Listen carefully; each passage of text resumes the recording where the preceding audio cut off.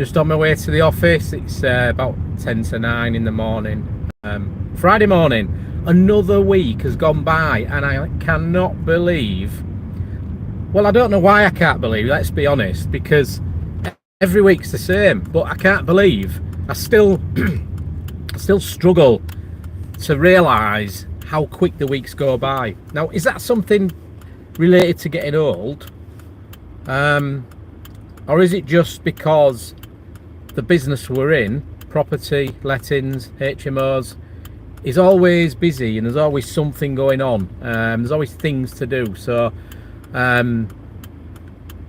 prior to being in this business, I just did property developments, and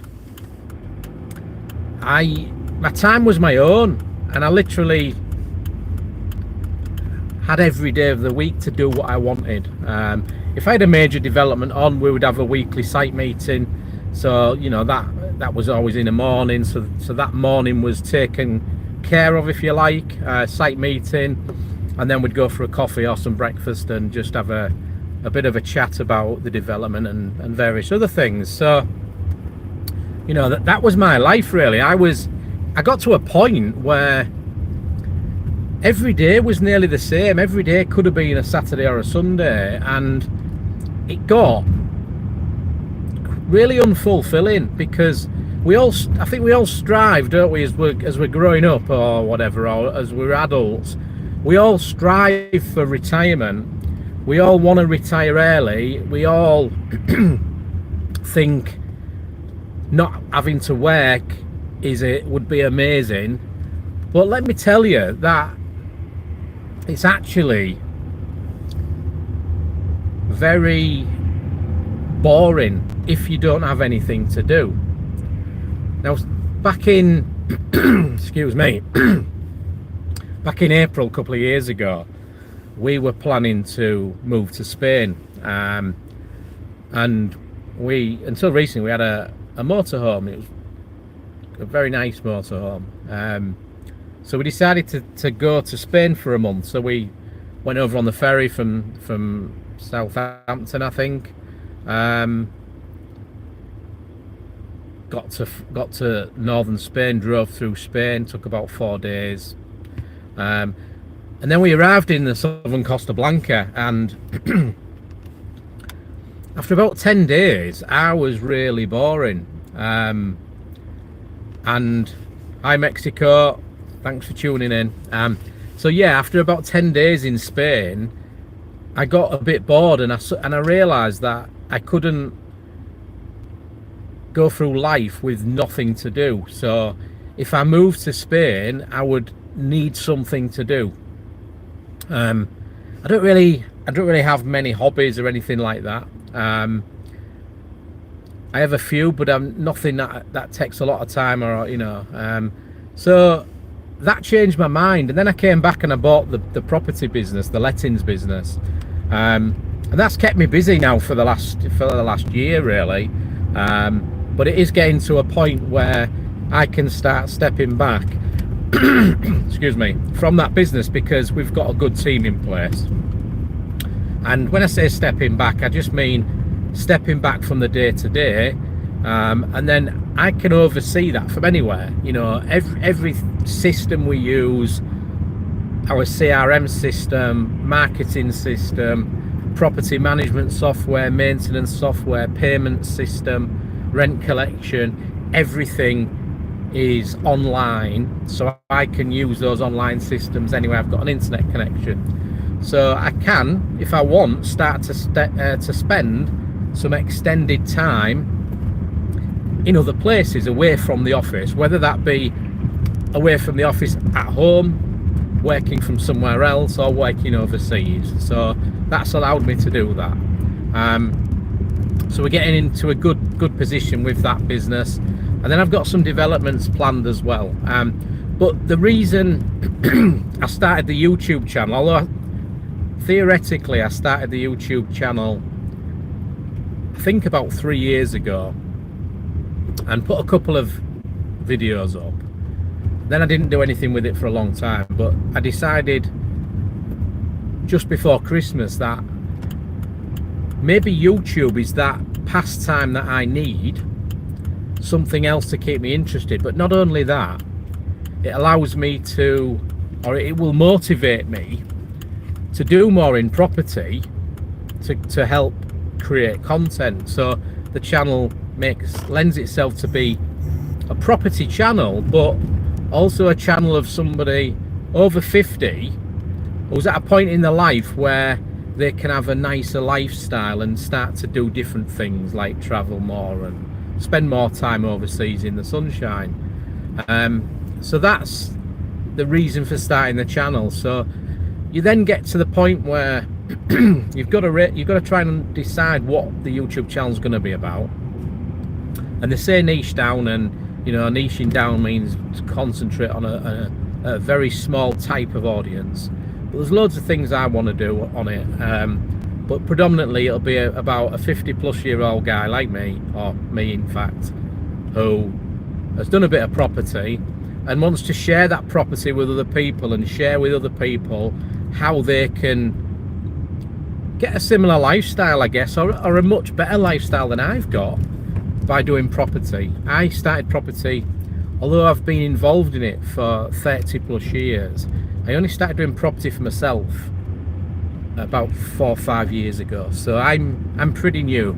I left it quite late in life to actually start doing property for myself. So anybody starting out, if you're in your 20s, 30s, 40s, you're way ahead of where I was at that point. So crack on, do it. Don't hold back. But obviously there's a lot to learn with property. It's an expensive thing. So you've got to make sure you do it right, and hopefully I can share some stuff with you that will help you along the way. I'm not a mentor. I don't charge for mentorship. I don't do mentorship. I don't do training. What I'm looking to do is just share the things I've learned, some of the stuff I come across. And today I'm going to be filming a day in the life of a letting agent. So I'm going to film what my day is like today. I've just done a little clip for the intro to that. I've got a meeting with the accountant later on, and then I'm going to go to a property where we've got some fire stuff to do. We've got a council inspection later, and then I'm off to a viewing. So busy day today as always, but I'm just going to share that to see if it's of any interest to anybody. So I've got some comments. Let's have a quick gander at the comments. We've got somebody saying they like it. Thank you. What's Humpty Dumpty talking about? Well, Humpty Dumpty, if you're referring to me, is talking about whatever I want to talk about. Today is going to be a day in my life. We've got somebody saying property is a nightmare. And then somebody else saying, are you from England? Yes, I am from England. I'm in a city called Hull. The locals, we call it Hull without a H, but its full title is Kingston upon Hull, and it's about halfway up the UK, halfway up England. Where are you from? Oh, nice one. Yeah, it's quite a good city. I recently moved back to Hull, although I've always done developments in Hull. I actually lived out of Hull until last year, so about 12 months ago I moved back, and I'm really enjoying it. It's a really friendly city. It has its problems like every other city, but it is a real friendly city, and I enjoy living here. And it's a good size. Excuse me. It's not too big to be, sort of horrible. It has got, it's got areas which are not brilliant, but it is a good place. Wigan to Hull. What is that, Adam? Have you moved to Hull from Wigan? I know a few people from Wigan. Wigan's famous for its pies, I believe. Is that right? Yeah, I'm pretty sure Wigan is famous for its pies. I know a few Wigan lasses actually. Sophie says hi. Hi, Sophie. This live literally was just to jump on my way to work, but I can see there's 15 of you on here, so I've packed up now. I'm gonna hang on a little bit and just see if you've got any questions. So a question for you guys: near Wigan's best town in the land? Well, that's arguable. Yeah, well, Wigan's a town, Hull's a city, so you could be the best town, I'll be the best city.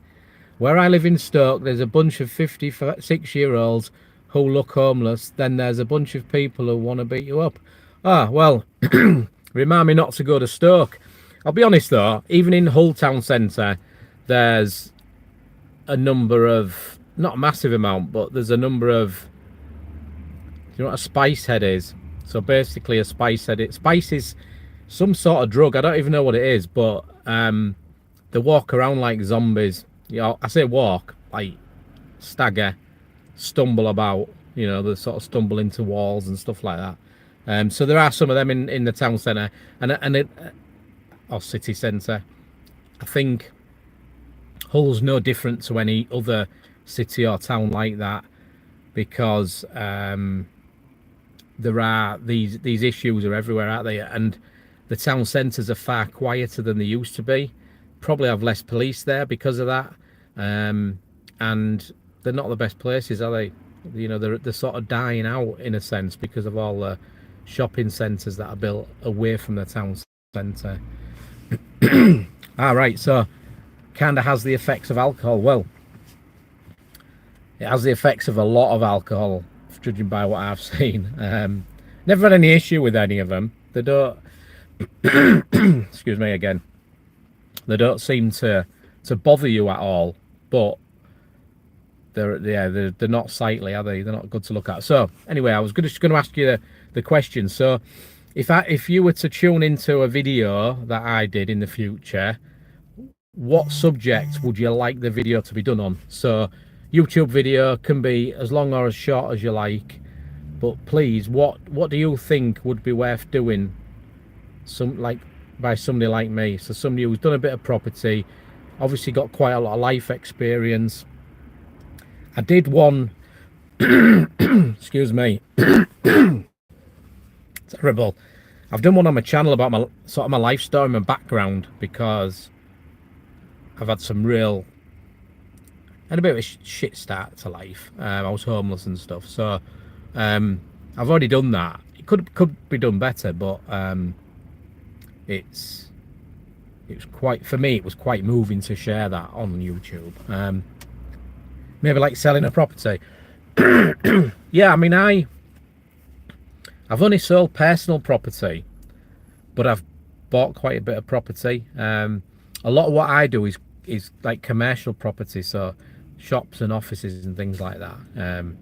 I've got a big project in the pipeline, which if it comes off, I'll be documenting that whole project, and that's buying a big office building and ripping it all out and converting it to a shared house. So I've done one before, but this one's got 32 bedrooms if it comes off, so it's a big property. So I'll share that with you, and any of the projects that come up, I'll share those. I might even share some projects of friends of mine. Obviously I know a lot of property people, so some of the stuff they do is very different to what I do, so that would be good to share as well. Yeah, it's a lot of bedrooms. We've got a 24 bedroom one called Hadley House, Haus. At the minute, we did that we finished it over a year ago now, but that one's got a gym, it's got a cinema in it, it's got co-working office space in it, it's got like a big conservatory, it's got a pool table, it's got 5 kitchens, it's got a laundry room. So they're not like, it's not loads of people crammed in. You go in that one and it's 24 bed and it's really quiet. You very rarely, you might see one person, you might pass them in a corridor, or they might be doing some cooking or something. And we go to that property all the time. So they're real nice, quiet places, and they're all done to a really high specification. Whoever lives there must feel in a mansion. It's certainly a big, grand building. It's 4 stories, so 3 floors and the loft, the attic. So yeah, I mean, it's all just nice, and it's all new, and it's all high technology. We've got electronic door locks, so they have a code or a little key ring they can tap to unlock their door, locks automatically. Infrared heating in the ceilings, so there's no radiators to see anywhere. The ceiling heats you and the whatever's in the room. It's just a really nice place. Smart TVs, 1 gigabit fiber internet, which is as good as you can get. Yeah, it's a really nice place. Private parking and all that sort of stuff. So we're looking to duplicate that with a slightly bigger one with a 32 beds. Hopefully this year, but it's a long process with planning departments and stuff. Yeah, schools. So thanks to Cat's Rule actually for all these comments and questions. Schools often do have underfloor heating. I'm not sure where you're from, Cat, but I know in England a lot of the schools are very old and they have underfloor heating, but it's basically just water pipes under the floor. So I think a lot of the time they're not that good. Not sure if any modern schools have got underfloor heating. I would be interested to know that. The stuff we use, the infrared, that can be used for underfloor heating as well. But predominantly with that stuff you get the best performance for it being in the ceiling. Because the floors can suck up a lot of heat. If you imagine, if you had a concrete floor and then you have the heating on the top, the concrete can draw a lot of the heat into it, because obviously concrete's cold. So insulation is always a massive factor in what you do with heating. So that's the plan. I'm going to share some of that stuff. And then life-wise, Cat, my high school might have underfloor heating. I'm not sure because it only opened in 2015. It may well do. 2015 is obviously not that long ago, 9 or 10 years. So it might well have some form of underfloor heating. Where are you based, Cat? Let us know in the comments where you are. Just out of interest, whether you're in the UK or whether you're somewhere else. So, yeah, what else would you like me to talk about? You know, is there anything like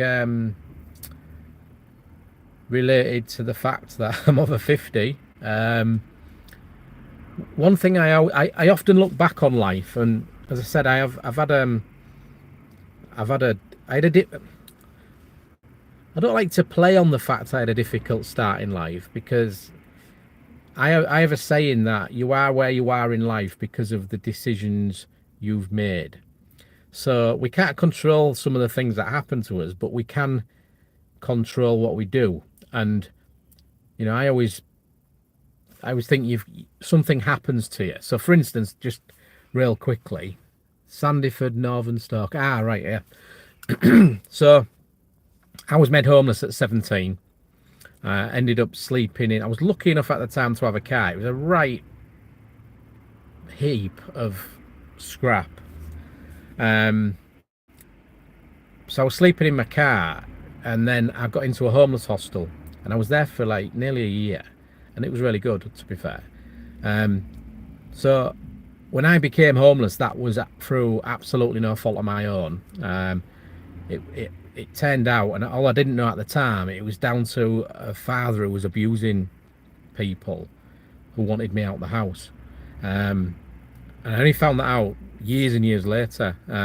But when I was made homeless, I had a choice, didn't I? I could have been one of those spice heads on the street. I could have been one of my mates at the time committing crime and ending up in prison. So, you know, you imagine getting to a junction, you can go left, you can go right, you can go straight on. So, you know, I could have gone left and got into crime with my mates. I could have gone right and ended up a spice head. Or I could have gone straight on and become a good or a better person than my father. And that's what I did. You know, I always, in the video I've got on my channel about my upbringing, I talk about how I used the fact my father was an evil man to power me, to fuel me to be a better person. You know, so I didn't have a great upbringing. We lived on a council estate, which that isn't not a great upbringing, but I was in an environment surrounded by not great stuff.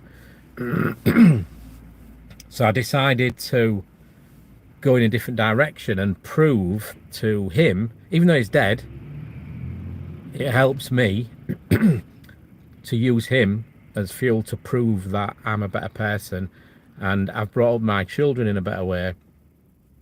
They've had a far better upbringing, they live in a far better environment, and I've worked all my life. I've never been satisfied with what I've got, which in a way is a bad thing, but also it's turned out to be a good thing because I've constantly tried to better myself. I've taken a lot of risks, not illegal risks, but monetary risks with property and with businesses. I've had a number of businesses that haven't worked. I've had a number of business partners who've turned out to be con men, compulsive liars, fraudsters, which, and it's cost me a lot of money over the years. I had one business with a friend, turned out just to be unreliable. Nothing bad about him in a sense. He just had issues, and I ended up having to close that business and owing £40,000 and having to pay that back over a number of years. So it hasn't been easy, but there's a lot of learnings from that. And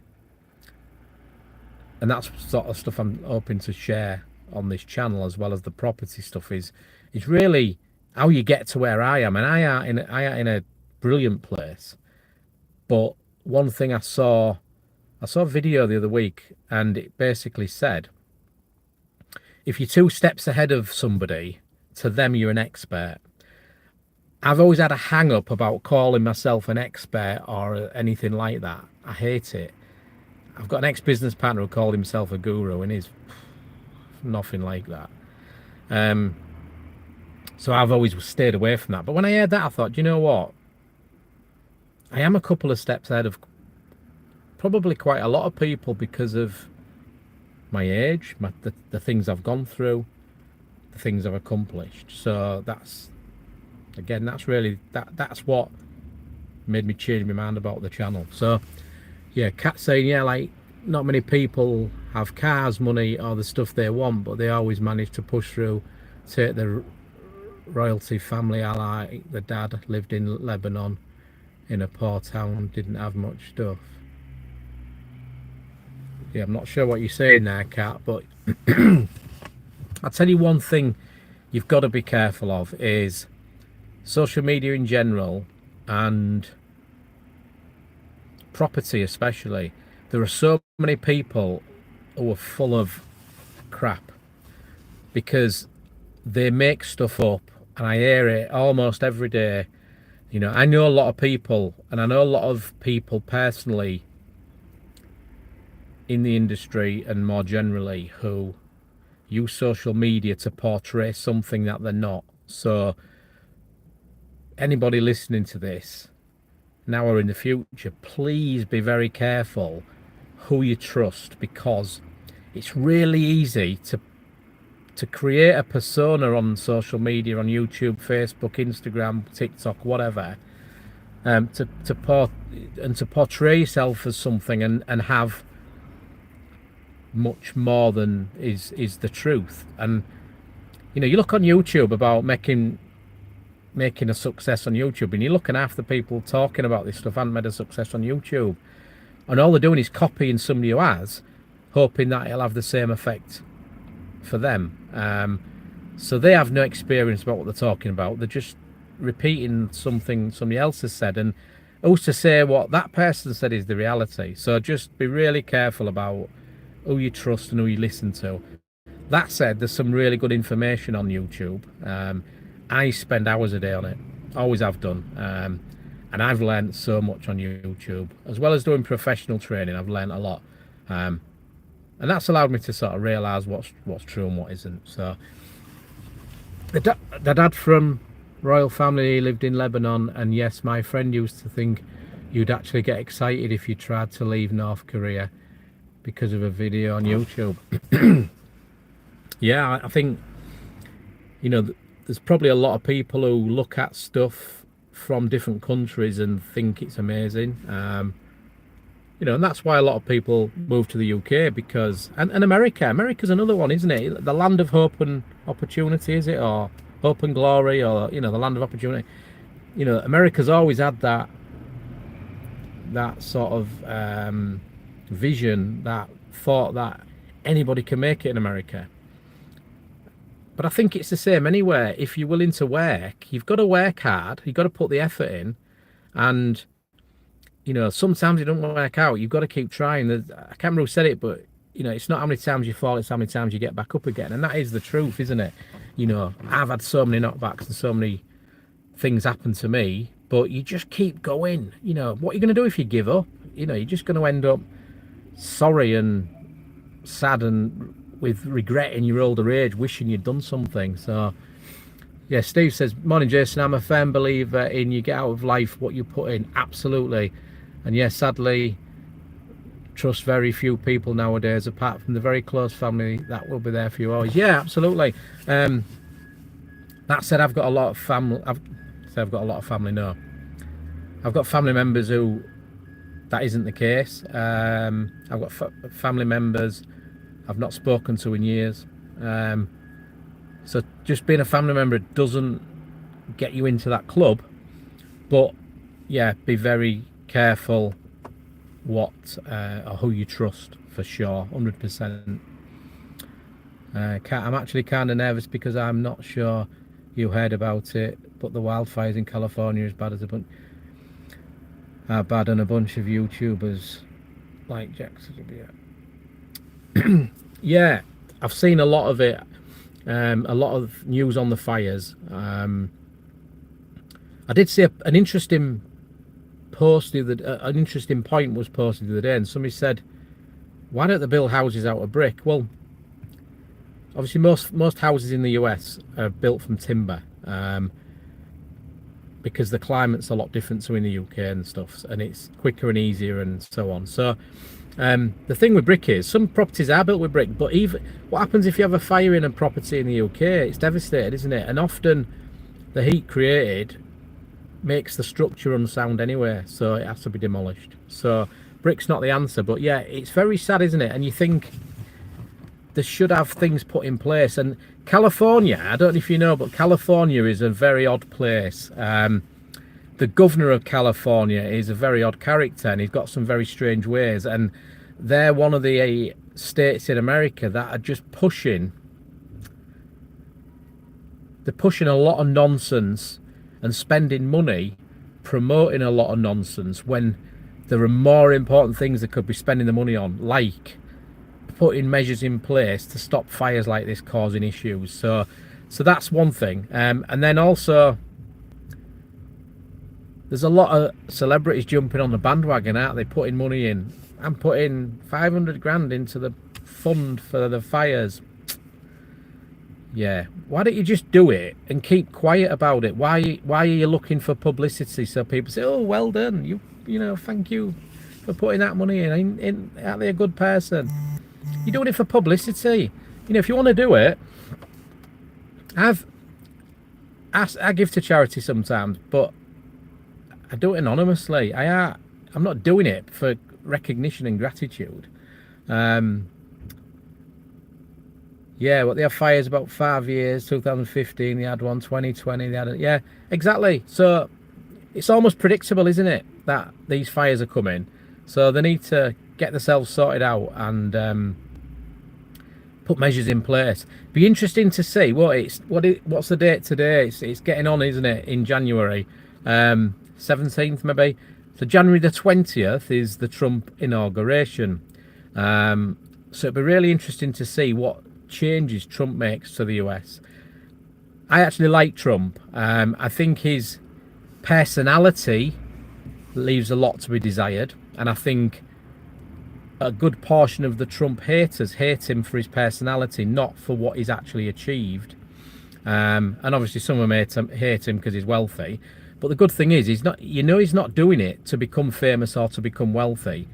He's doing it because he really cares about the US. He's nearing the end of his life now, isn't he? Let's be honest. And who would put themselves through what he's put himself through? And he's still doing it for something that they're not going to be around, are they? They're not, you know, they're not going to be around for that much longer. So it proves to me that he really cares about what he's doing. So yeah, it'll be interesting to see what he does and what changes he's going to bring to the US. So, right, folks, I've got to go. It's getting on for 9:20. I've got a meeting with my accountant at 9:30, so I've got to get in the office and get set up for that. So I really appreciate you guys coming on. Thank you for the interaction and the comments. Last one from Kat. I hope Trump does something that changes those states like California where it's really hot. Yeah, it's within his power. He's already making massive changes in terms of the people he's bringing in, like Elon Musk, etc. You know, one last point. The good thing about Trump is he's not a politician. I think he learnt a lot last time and was probably, you know, bamboozled a little bit while he was in office. Now he's got another chance. He's only got 4 years to do it because he can only serve for 4 years. I think he's going to hit the ground hard. I think he's going to make some big changes, and I think hopefully the country and the world will see a much better place because of him. So right, that's it, folks. I have to go. Thank you for tuning in, and I'll do it again soon. Cheers, all the best.